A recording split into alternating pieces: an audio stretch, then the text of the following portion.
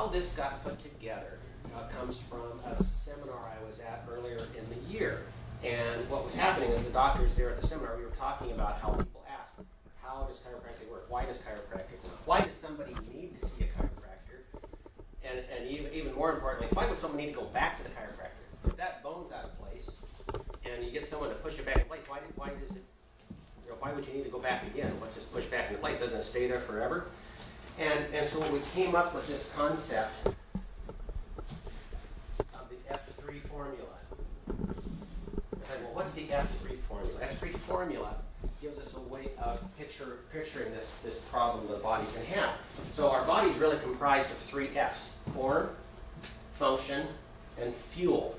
And what does that mean? Form really gives us our structure.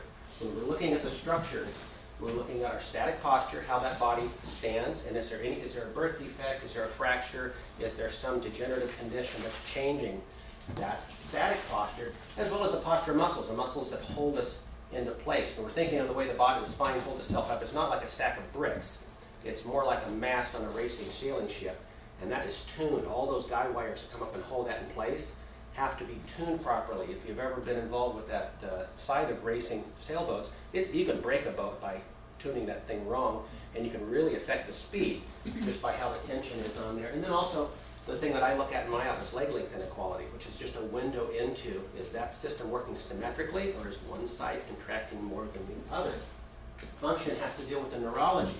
Neurology, we get involved with primitive reflexes. What are primitive reflexes? This is how the body rights itself. Yes, a cat's really, you can drop a cat and the cat rights itself really quickly. Humans aren't quite as quick, but we actually have that ability.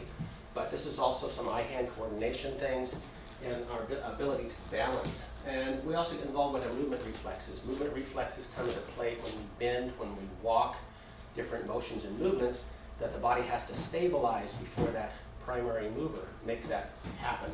And also emotions play into this as well. You ever have a gut feeling about something?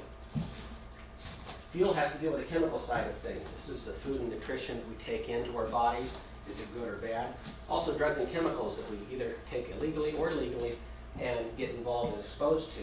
And our digestion is the body taking those in, breaking them down, doing the proper things with them. Form and function is what gives us our life activities. Form and fuel is what helps us build our longevity. And function and fuel is what gives us our healing capacity. You get the fuel wrong, we can't heal.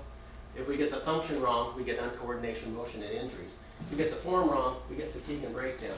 So what we're really looking at in that body is, do we have an adaptive response?